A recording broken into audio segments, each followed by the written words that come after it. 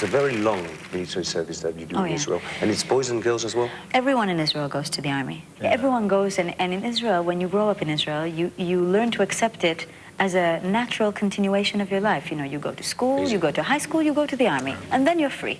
You know, just like in the rest of the world, you finish high school and then you're free. You can do what you want. How many years, sorry? It's 2 years for women and 3 for men. 3 for And if you're an officer, 4. If you're a pilot, 8, you know? It depends what job you do. For me, it was 2 years, and it was more than enough.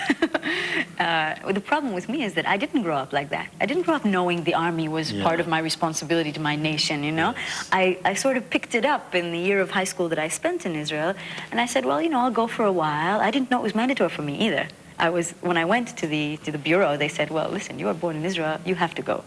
It's not volunteering. You have to go. And Did it change your life, this going through the army? Yes, it did, in many ways. First of all, even though I'd sung from a very young age, it was only after the army that I decided to be a singer, because I saw that even under the most difficult situations, and it's difficult, it was terrible. I mean, we would reach like in Hebrew we call it holes, you know, like in the middle of nowhere with no conditions, and people were tired and they don't always want to hear you, you know. Okay, you have an order, sing for them. They have an order, listen to them, you know, but that doesn't mean that you want to sing, and doesn't mean they want to listen.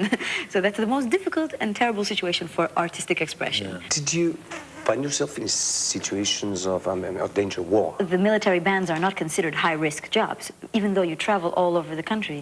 But I had, my first 3 months were spent as a one-man entertainment unit, just me and my guitar, in the Golan Heights.